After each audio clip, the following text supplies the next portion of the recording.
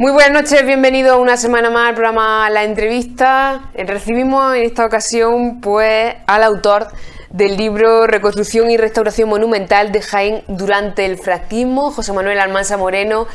Darte las gracias en primer lugar por estar aquí con nosotros. Gracias a vosotros por la invitación. Bueno, pues como decimos, el autor de este libro que el Instituto de Estudios Jiennenses de la Diputación Provincial de Jaén ha editado. Y pues José Manuel Almansa Moreno, huetense, conocido y profesor en la Universidad de Jaén desde el año ya 2007. José Manuel, como digo, darte las gracias y sobre todo que nos cuentes un poquito, por eso te citamos en la jornada de hoy aquí, pues para que nos cuentes un poquito sobre este libro y sobre el trabajo tan arduo que te ha supuesto hacer esta investigación, ¿no? Sí, en efecto, esta publicación es el resultado de una serie de proyectos de investigación. Se inició de forma casual porque me invitaron para un proyecto en Oviedo, en la Universidad de Oviedo, de la profesora Pilar García Cueto, sobre restauración monumental del franquismo, y después de ese proyecto me tocó pues analizar un arquitecto que era José Antonio Llopis. Después de ese proyecto surgió otro segundo proyecto, también para continuar el tema de la restauración monumental aquí en Jaén, en la zona de Andalucía Oriental, y me picó un poco el gusanillo sobre el tema de la restauración monumental, hasta el punto de que yo pedí un proyecto propio al IEG sobre regiones devastadas en Jaén. Es decir, más o menos el origen de esta publicación es la unión de varios proyectos de investigación, dos del Ministerio, que era con la Universidad de Oviedo, y un tercero del IEG.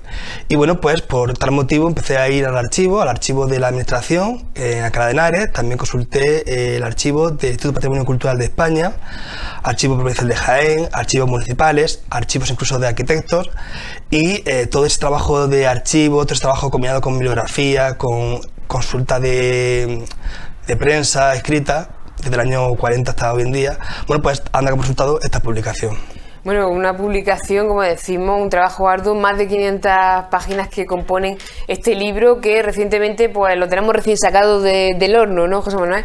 Sí, en efecto, el libro ha sido presentado oficialmente hace un poco de tiempo, este mes de octubre, y bueno, pues ya en breve empezará la distribución por la librería de aquí de Jaén, imagino. Bueno, pues protagonistas destacados, como bien decía, y bueno, cuéntanos un poco pues el desarrollo de ese trabajo donde hablamos de nombres propios, en los que, bueno, desglosan un poquito cuáles son esos protagonistas de esta obra, José Manuel. Sí, bueno, sobre todo el libro tiene como intención pues un poco quitar los estigmas de la época, del franquismo, ¿no? Y centrar en la parte objetiva de lo que es la restauración monumental. De hecho, es un libro en el cual se analizan varios arquitectos de la provincia de Jaén y otros arquitectos de fuera, de Madrid o de Granada, con los cuales se va viendo esa restauración y recuperación de monumentos de la provincia. Se puede decir que el libro se estructura en varios capítulos en función un poco también de los organismos que participan en la restauración monumental de Jaén. El primer capítulo, tras una introducción breve sobre lo que es la restauración como tal, se analiza la Dirección General de Regiones Devastadas en Jaén, y aquí hablamos de una figura propia que es Ramón Pajares Pardo, un arquitecto que trabaja mucho en la zona fronteriza de Jaén con Córdoba, que fue la zona donde más tuvo daños de la guerra civil, y aquí se trabaja pues los monumentos o las ciudades de Porcuna, de Calatrava, Santiago de Calatrava, Lopera y sobre todo Andújar, que fue quizás la gran ciudad símbolo del franquismo por ese ataque a santuario. Después analizamos también pues otros organismos como la Dirección General de Arquitectura, que va a dedicarse un poco a recuperar el patrimonio urbano, con ciudades como puede ser el caso de Úbeda, Baeza, Jaén, Cazorla incluso, que se va a dedicar a embellecer el patrimonio de estos lugares, de plazas, por ejemplo Plaza Vázquez de Molina, de Santa María, del Pópulo de aquí de Baeza, pues son reformadas, remodeladas y se adaptan un poco para buscar la belleza, mejorar la belleza de esos monumentos. También un carácter de atraer turismo, ¿no? Ya hay una idea del turismo mejor y demás. Ya por esa época se buscaba, ¿no? Esa atracción. Ya el gobierno de Franco, ya en los años 50, 60, fomenta el turismo a nivel español, y caso de que Baeza y Úbeda son pioneras. Desde el año 49 ya hay deseos de atraer el turismo, es decir, con 20 años de antelación ya se planteaba la recuperación del patrimonio y el turismo, ¿no? Muy interesante esa cuestión. Y después también pues se analiza la Dirección de Bellas Artes, en la cual estamos dos arquitectos, que es Prieto Moreno, Francisco Prieto Moreno, y su discípulo José Antonio Llopis Solver, que son arquitectos que trabajan sobre todo en los monumentos independientes, hacen varias fases de intervención y recuperan el patrimonio que lleva ya pues muchos siglos de abandono, ¿no? Y como conclusión, pues hay un capítulo para un organismo que es la Junta Nacional de Reconstrucción de Templos Parroquiales, que dependía un poco, iba un poquito por libre, y que recupera pues los templos, las iglesias de la provincia de Jaén, ¿no? Desde justo la posguerra hasta años 70, incluso planteaba nuevos edificios, ¿no? Una labor muy compleja de recuperación. ¿Y por qué surge la idea de esta obra, José Manuel? Porque claro, las investigaciones, cuentas creo que con más de 70 publicaciones ya a lo largo de tu bagaje, a pesar de tu juventud, pero ¿por qué te ceñiste a esta época y por qué esta investigación? Como te comentaba antes, fue un poco casi de casualidad, ¿no? A partir de que me llamaron para participar en este proyecto, que buscaban gente para que trabajase en la zona de Andalucía Oriental, la zona de Jaén, Granada, Almería, pues me dijeron de participar analizando este arquitecto. Y por el tema de ir al archivo, pues me encontré un filón de material sin trabajar y verdaderamente muy interesante. Hasta el punto de que, bueno, pues llevo varias publicaciones sobre el tema. Esta es la monografía que más o menos recopila todo y mi idea es seguir trabajando. Es decir, yo tengo la intención de hacer pues la precuela, no puede decir, y seguir desde el franquismo hasta hoy en día. Esto digamos que son los prolegómenos menos de lo que luego va a venir, ¿no? Es tu intención, ¿no? Sí, mi intención es seguir porque realmente en el libro se analizan muchos arquitectos, pero quedan muchos otros fuera. Por ejemplo, Luis Verges, ¿no? Verges es el arquitecto más relevante de los últimos 40 años en Jaén y solamente menciono un par de ejemplos porque realmente trabaja más de después. Ajá. Por citar a Verges, ¿no? Pero hay muchos más arquitectos que hoy en día siguen trabajando por la recuperación del patrimonio arquitectónico de Jaén. Hablabas de ese gran damnificado del municipio de Andújar, concretamente la zona de lo que es el santuario, pero bueno, como citabas, pues otros municipios como Úbeda, Cazorla, Baeza. Háblanos de edificios concretamente, José Manuel. Me refiero dentro de esos municipios, como es pues el Parador Nacional de Turismo de Úbeda, ¿no? Verdaderamente es que hablar de un caso concreto, es decir, ¿qué edificio no está tocado? La pregunta es que están todos tocados, es decir, todos los edificios por su evolución. Siempre hablo que un edificio es un ser vivo, que nace, que se crea, que tiene una evolución y que finalmente pues puede acabar en ruina o desaparecer. Y todos los edificios pues tienen un mantenimiento. Y todos los edificios de la provincia, casi todos, están intervenidos. Por citarte ejemplos de Úbeda, pues respecto a Santiago, está súper intervenido. Todos conocemos las torres. Pues las torres, hay una vez que son torres de tipo nazarí, cúpulas, un frontón, un techo de uralita tuvo incluso, o sea que muchos cambios. El Salvador, por ejemplo, que fue también convertido en garaje, el Ayuntamiento, el Palacio Vázquez de Molina. En Baeza, la Catedral, el Seminario, el Santa Cruz, que era un edificio neoclásico, que después se recupera su imagen románica como tal. El Salvador, que también tiene una imagen barroca al interior y ahora es una iglesia gótico mudéjar. Es decir, son intervenciones a veces muy duras, pero que recuperan la imagen original de ese edificio, ¿no? Y realmente es increíble la cantidad de edificios intervenidos. ¿Cuántos hay intervenidos? La pregunta es ¿cuál no está intervenido? ¿Cuál no está intervenido, no? Concretamente, ¿qué actuaciones, pues, por ejemplo, en cuanto al santuario, como bien decía, el santuario de la Virgen de la Cabeza en Andújar, cuáles fueron, sobre todo, pues los daños que se producían, ¿no?, en esa época? Bueno, es que el santuario fue totalmente arrasado, fue totalmente bombardeado. Original santuario, creo que quedaba el costado lateral y poco más. Es decir, no queda nada. Las fotografías que muestran en el santuario es un montón de escombros. Y precisamente Franco coge el santuario como un símbolo de la lucha y de la reconstrucción. Para el franquismo hay como varios símbolos. Uno puede ser el Alcázar de Toledo, que fue escenario de muchas guerras, de muchas batallas en la guerra civil. Belchite, que Franco ordena dejar las reglas como están y reconstruir un Belchite nuevo al lado. Y el santuario, que fue un lugar donde precisamente perdió Franco. Es decir, aquí las tropas de Capitán Cortés perdieron la batalla y Franco, como revancha, como un símbolo de su victoria, decidió reconstruirlo. Fue casi una cosa personal de Franco, ¿no? Y contrataba a los arquitectos para ver cómo se hacían, ¿no?, cómo se hacía la reconstrucción. Se hizo el santuario igual como estaba, lo que se llama la reconstrucción estilística, copiando, que eso hoy en día no se puede hacer porque es un falso histórico, y lo hizo tal y como estaba. Y luego incluso pues lo fue modificando con el tiempo. Le hizo al lado una especie de parador, lo llenó de símbolos franquistas, que hoy en día aún se mantienen, a pesar de las leyes que mandan que se quiten. pero claro, realmente es un tema polémico, ¿no? Porque si nos decimos de quitar símbolos franquistas, quita santuario entero, ¿no? Porque realmente es un símbolo franquista, ¿no? Y lo que genera también la polémica a nivel político. Claro, efectivamente, ¿no? realmente es muy complejo. Es que hablar de franquismo hoy por hoy es un tema polémico. Y por eso la idea de este trabajo es eso, quitar ese estigma y ver la parte objetiva de qué se hizo bien, qué se hizo mal, que también hay cosas malas, y cómo están hoy en día nuestros monumentos. Como decimos, este es el resultado de ese ingente estudio que se ha realizado, pero ¿cuánto tiempo te ha llevado esto? Porque, claro, esto mucho tiempo a una persona que tiene esa agenda como tiene José Manuel Almansa de actividades, porque es una persona que nunca para, ¿no? Siempre está haciendo cosas. Verdaderamente es que decir, he tardado tanto tiempo es muy complejo. ¿Por qué? Porque primero está la parte de búsqueda de archivos, de irte a Madrid, irte a los centros, buscar la documentación de archivos, consultarla, a pedir las copias, que te lleguen las copias, luego el tema de prensa, que puede estar días, semanas, meses viendo la prensa, y luego el proceso de coger el material, recopilar y tal. Yo empecé los proyectos hace 4 años.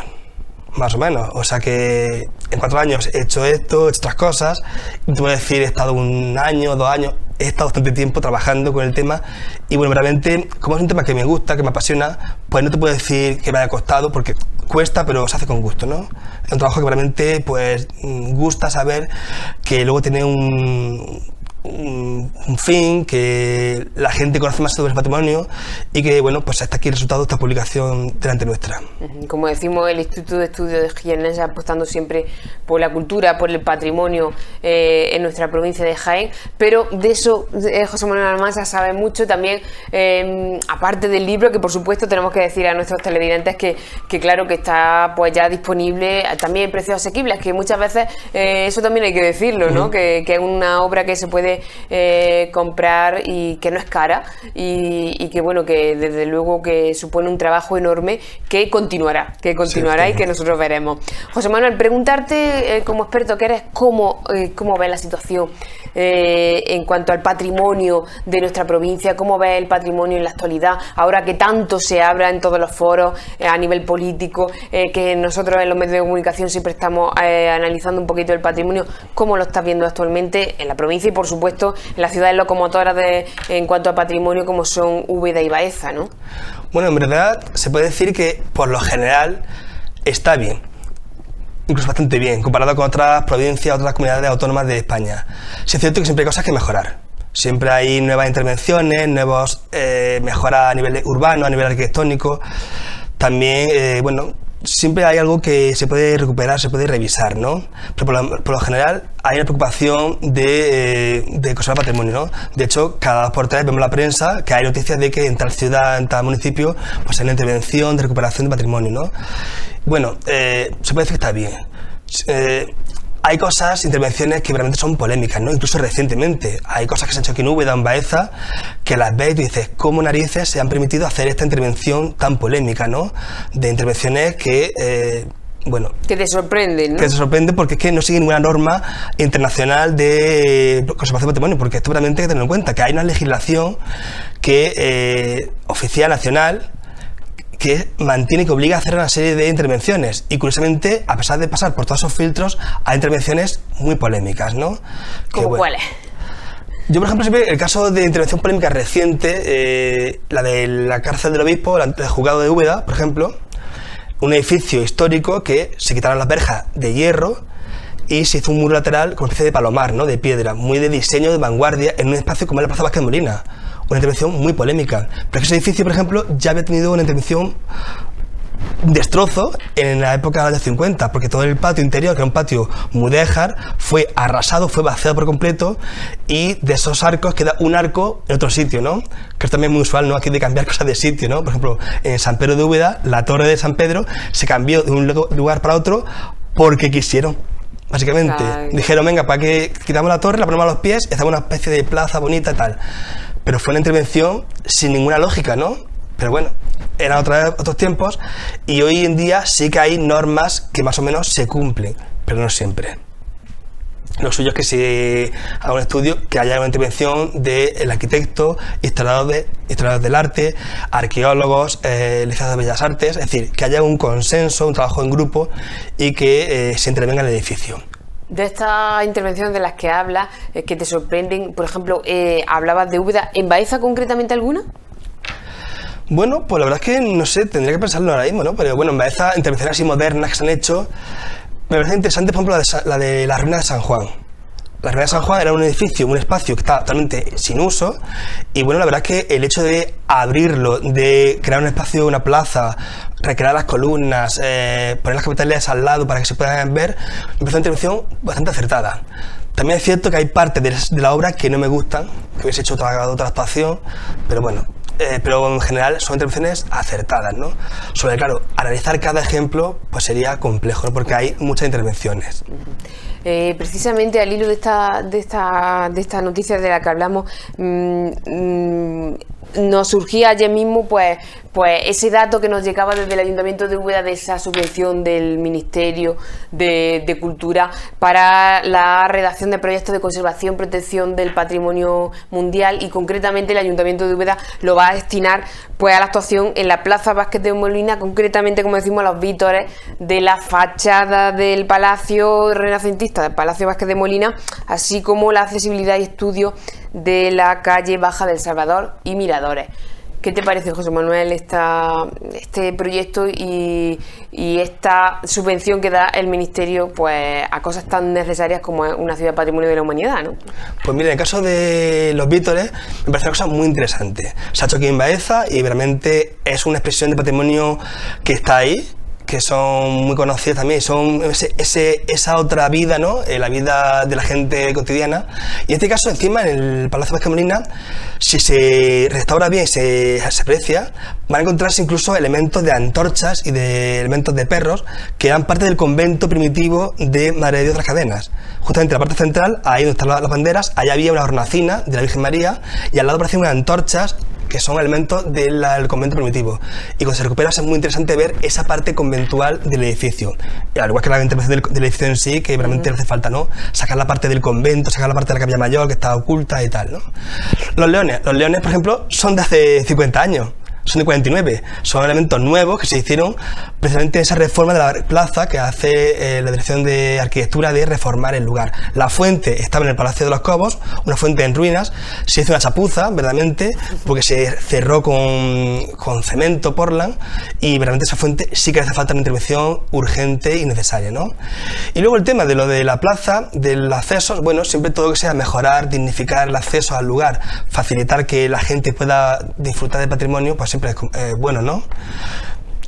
Hay otras zonas quizás que tienen más prioridad para mi gusto, pero bueno, no está mal esa intervención. ¿Qué zonas consideran más prioritarias en la ciudad de Úbeda? El Alcázar, por ejemplo.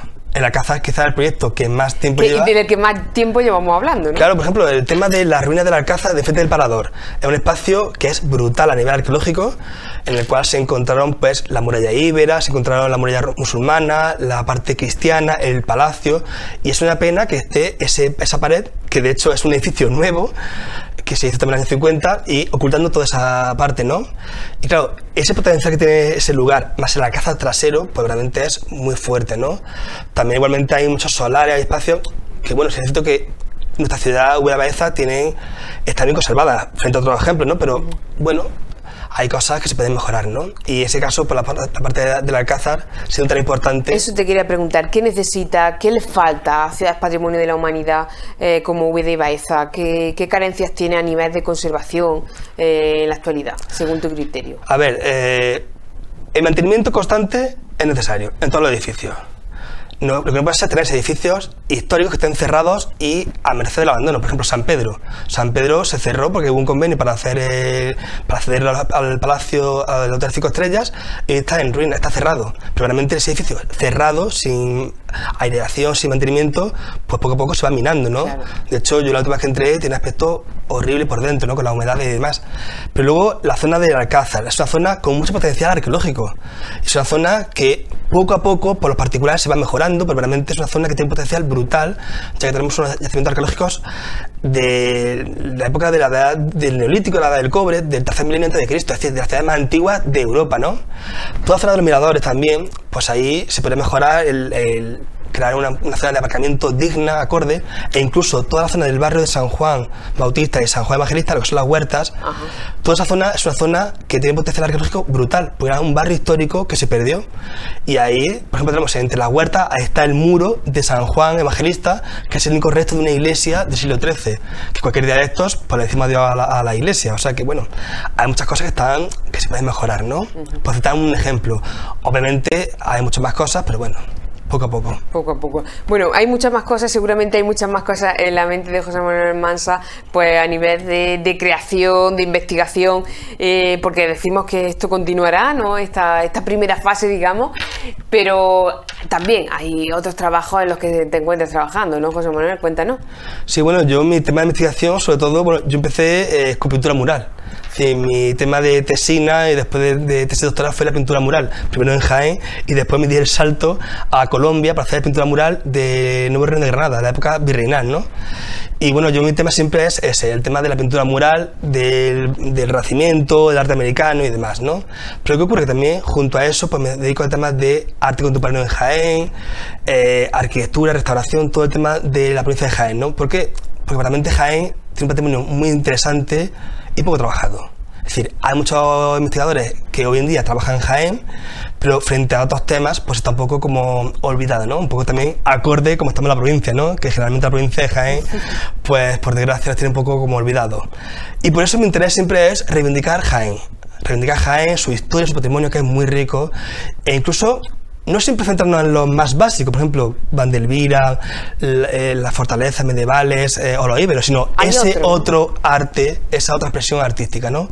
Hay muchos temas que están muy poco trabajados y realmente merece la pena ese trabajo. Por ejemplo, la restauración está trabajada, con lo cual, fijaros que ya hemos avanzado un poquito más en ese tema. Y seguramente habrá municipios que tengan un encanto, que tengan pues esa riqueza que no conocemos, ¿no? Dentro de esta gran riqueza que supuestamente tenemos dentro del 97, pero muchas otras cosas que no conocemos, ¿no? Sí, verdaderamente tenemos una provincia que es muy rica en patrimonio cultural, histórico-artístico y natural. Verdaderamente tenemos una suerte de tener vivir en una provincia de gran riqueza, y yo últimamente llevo un par de años, a raíz un poco también de la situación actual de que no podemos viajar, de que viajo más por Jaén, de que me dedico a conocer más la provincia de Jaén, los pueblecitos, y te sorprende. Es increíble lo que tenemos aquí en Jaén, y no solamente patrimonio cultural, sino también etnográfico, ¿no? Ese patrimonio inmaterial, ¿no? El tema de la gente, la gastronomía, las fiestas. Es brutal lo que tenemos aquí en la provincia de Jaén, y desde aquí animo a todo el mundo a que vaya a los pueblos, que conozcan los pueblecitos, rutas domingueras, ¿no? Si quieren, y que realmente pues conozcan nuestra riqueza. Si nos venimos, José Manuel Almansa, en nuestro ámbito también de trabajo, como es la comarca de La Loma, Las Villas, ¿qué destacarías de aquello que no conocemos, no? Bueno, fijaros, Sabiote está aquí al lado y mucha gente no conoce Sabiote. Y Sabiote es el tercer vértice del Triángulo del Renacimiento, incluso más, diría yo, que Jaén, ¿no? Por la cercanía Úbeda Baeza y Jaén. Luego te vas, por ejemplo, tienes en Ibro la muralla íbera, ¿no? Por ejemplo, mucha arquitectura renacentista del siglo XIX. Canena también, con sus castillos, o sea que el castillo. Y luego Villacarrillo tiene una iglesia que es brutal, es de las mejores iglesias de la provincia de Jaén incluso, ¿no? Tanto por la arquitectura de Vandelvira y de su suegro, Francisco de Luna, como las pinturas murales de Ragis y Rosales. Luego tienes la zona sur de Jaén, con Alcalá Real, toda la zona del Caudete, las fortalezas, todo lo que es los pueblecitos y demás.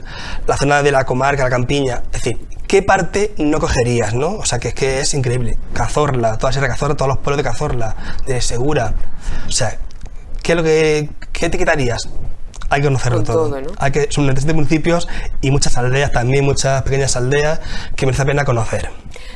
José Manuel Almansa, desde el año 2003 la ciudad de Úbeda, junto con Baeza, ciudades patrimonio de la humanidad, junto pues al resto de 13 ciudades denominadas patrimonio de la humanidad en toda España. ¿Cómo has visto esa evolución de ambas ciudades a lo largo de estos años desde esa declaración? ¿Cómo lo has vivido? Pues fíjate que yo me acuerdo perfectamente el día que se declaró Patrimonio Mundial Úbeda de Baeza. Yo me acuerdo que incluso con Arsenio Moreno estuve colaborando en una serie de actividades para fomentar un poco la declaración, y me acuerdo que yo estaba pues empezando, como quien dice, no estaba yo en Sevilla, en la Olavide, empezando un poco mi investigación, mi trabajo, y yo he visto la evolución en positivo. Hay cosas que han mejorado, e incluso una cosa pues hemos ido perdiendo, ¿no? Pero en general sí que se ha visto la mejora. A nivel espacio urbano se ha mejorado las plazas, los entornos, la vida que se le ha dado a lugares, por ejemplo, la calle Real, que antes era una calle de tránsito, a la calle peatonal, con todo el tema del trasiego de gente y demás, ¿no? Y realmente se ha mejorado. También los alojamientos hoteleros, ¿no? Son cosas que se han visto para bien. También he visto cosas en negativo. ¿Por qué? Porque muchas veces se pierde ese deseo de atraer el turismo, también hace que perdamos un poco la identidad propia, ¿no? Esa proliferación de apartamentos turísticos que surgen en las ciudades obliga a que la gente de Úbeda... Cada vez más hay gente. Claro, la gente de Úbeda se va a vivir fuera de la ciudad, ¿no? Es decir, las zonas nuevas, ¿no? Y por la comodidad que le da una zona nueva frente a la zona histórica. Y eso es un punto también negativo que hay que también tener en cuenta, ¿no? De limitar un poco esa cantidad de apartamentos turísticos para los extranjeros, ¿no? Te digo, son cosas, luces y sombras. Más luces que sombras, obviamente, porque el patrimonio es una riqueza, el turismo es una riqueza, y realmente hemos generado riqueza saliendo un poco de lo que es el ámbito del olivo, y realmente es nuestra riqueza por hoy, nuestro oro es el turismo, pero es cierto que también hay que cuidarlo. No todo vale, hay que tener un respeto con el patrimonio heredado y con todo lo que conlleva. Pues no sé si te queda algo más que contarnos de esas, como decimos, de esos proyectos que siempre tienes en mente, José Manuel. Tengo muchas cosas en mente, pero bueno, todo a su tiempo, todo irá saliendo, o sea que poquito a poco. Y ya iremos poquito a poco conociéndolo. Como siempre, darte las gracias porque estés con nosotros, porque nos visites y porque nos presentes pues este gran trabajo que has realizado y que puesto desde luego que el Instituto de Estudios Jiennenses de la Diputación Provincial de Jaén pues ha visto bien hacer esta publicación que, como decimos, pues ya se puede encontrar en cualquier librería, ¿no? Muchísimas gracias, José Manuel Almansa. Muchísimas gracias a ti. Gracias. Hasta luego.